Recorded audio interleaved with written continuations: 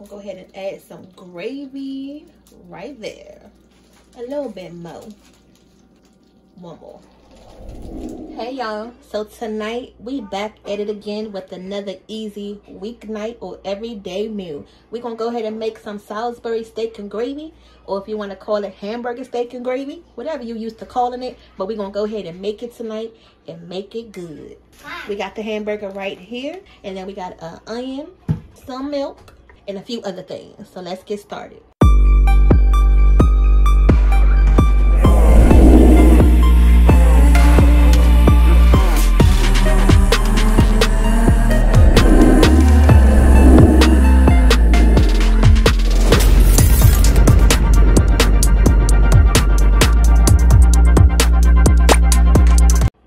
Now this recipe right here is not going to use a lot of ingredients. We're going to keep it sweet, simple, and right to the point. Now we do this recipe different ways sometimes, but tonight I'm going to show you the more simpler way, and these are the ingredients that we have on hand. So first we're going to go ahead and take 2 slices of bread. I took the rinds off of it, okay? So we also are going to add some of this evaporated milk, and then that along with the bread is going to make sure this Salisbury steak is nice and moist. And if you notice, I haven't added the egg, and I'm not. So I guess you can say this recipe is eggless. And this right here is still going to give it the same effect as if the egg was still in there. Okay, so let's go ahead and season this up. And I pretty much just eyeball the milk. I would say probably about 1/4 of a cup, because a 1/2 cup would probably still be too much. Now the main thing when you put the milk in there, make sure it soaks the bread up. That's the most important key, because when you go to mix it in, you want to make sure that bread is nice and soft. So I took about 1/4 of that onion. That's what we got. And here goes the piece right here. Where my grater go? Oh, okay. So what we're going to do is we're going to take the grater on this part right here, the smallest piece, and just go ahead and grate some of that onion in there. Y'all, this is a real good trick, and the reason why I'm doing this is because I don't have any onion powder, but it's okay. When you grate it in the meat, it actually gives it a more like stronger onion flavor.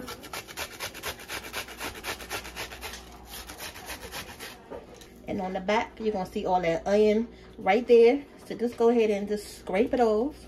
Do y'all ever use y'all grater for other things other than grating cheese and carrots? What else do y'all use y'all graters for? And I'm not even going to use this whole thing. You really don't need this whole piece of onion. Pretty much just like half of it, really. So that should be good enough, because we still going to put some onions in the gravy. But all of that onion right there on the grater, you got some on the front and on the back. Just go ahead and scrape it off. Ooh, what you in here making, girl? Something you probably don't want. What? What's this? The Salisbury steak and gravy. Oh my God. You don't want none of this? I don't want it. Gotta interrupt mom so I can wash my hands. Yeah. You gonna eat some? Yeah, I'm gonna eat some. You know I never eat Salisbury steak.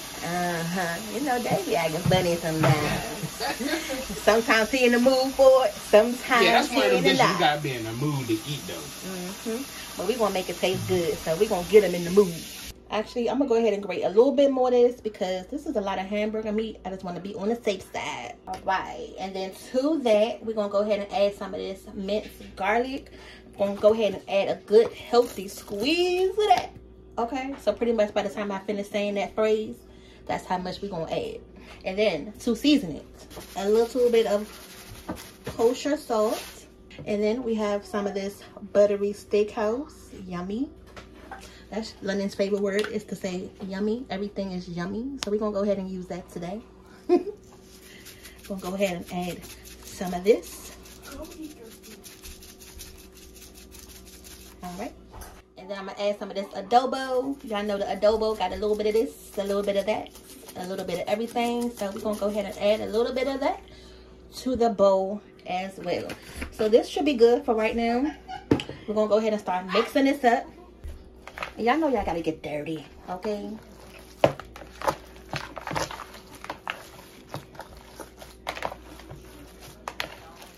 The most important thing is to make sure that bread is nice and incorporated by us adding in the milk right on top. It should be nice and soft, and that milk is going to add a lot of little, you know, moisture to it as well. I'm gonna add just a little bit of milk. The way I know I have enough is because I can feel the texture of it. It gets nice and soft, but you don't want it too soft, but you'll know the softness that you want. You're not making regular hamburgers, so you don't want this to be like a regular hamburger texture. You need to have a little bit of more oomph to it. Kind of like you're making meatloaf. If I tell y'all to be quiet.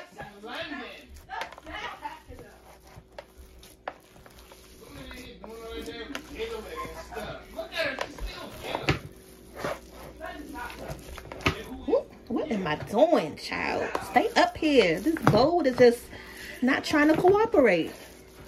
All right, so I'm gonna go ahead and get the rest of this blended up really good, and we're gonna do a test piece.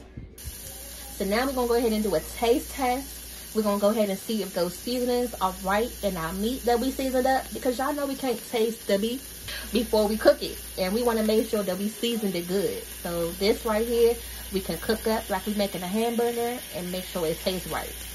So let's go ahead and flip. Okay. Alright. So I just went on ahead and took that meat off. I'm gonna go ahead and taste it and see how the seasonings taste. Okay. Okay. Probably gonna add a little bit more of this just for the flavor, and then we good. So let's go ahead and get these patted up. I just take a handful of meat, no particular way, shape, or form, and I'm not gonna make these too big. So what I'm going to do is we just gonna make them like into little hamburger loaves, and they're gonna shrink up, so don't be too scared to shape them good.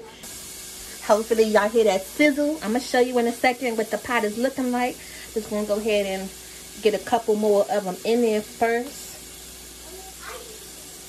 But this is one of our family's favorite meals. You know, it's nice and tasty, it's comforting, and it's gonna fill you up. All right, so these are the ones we got in the pan so far. And you wanna put enough in your pan, you know, that your pan will allow. Don't crowd your pan though. Now another thing is, don't get too stressed if your meat mixture is not seasoned to perfection, because you really don't want it seasoned all the way to perfection, because we still got to make that gravy, and that gravy want to have enough flavor in it as well. So you want your meat seasoned good enough where you can taste it, but not salty enough where it's already salty right here. All right, so I'm gonna fit one more in this pan. So we're gonna go ahead and brown these up, and then when it's time to flip, it's gonna look like this. I'm gonna give those other ones a couple more seconds, but do y'all see how much oil is in the pan? I did not add any oil before I put those burgers in there. Some meat, you just don't have to add anything because it's going to make its own oil. But that's fine, because we're going to use this oil to make our gravy. So it's okay. Don't drain that oil yet. We're going to go ahead and take these oils. Once you flip them, you don't have to cook them too long, because they're going to cook in that gravy anyway. So once you go ahead and flip them, just let them cook for a minute, and then you can take them out. That grease is popping me. Let me turn this grease down a little bit, because it has been real disrespectful. Okay, so this is all of the hamburger meat that those patties made. I got them right here in the bowl. We're going to go ahead and start this gravy. This is a lot of oil. Y'all see all that oil right there? We don't need that much. We're going to go ahead and drain some of this oil. The kids just came out here and asked me, you know, what was all this brown stuff in the pan. That's just the fat residue from the beef, but you can still keep that in the pan. You don't have to throw that out. That's still good flavor. So I drained about a quarter of that grease off. This is all the grease you need for this dish. And then now, you're going to go ahead and add your onions right into that pot. Your onions is going to pick up all of that beefy flavor. So we're going to go ahead and just let this cook for a little bit, and then we're going to go ahead and move on to the next step. All right. So we got the onions cooking. We're going to cook them to your desired tenderness, you know. Now you want to make sure that the flour ratio is equal to the fat ratio. So we got about a half a cup of flour here, because it's a good amount of oil in this pan. Now once you add your flour, you're gonna go ahead and mix it around.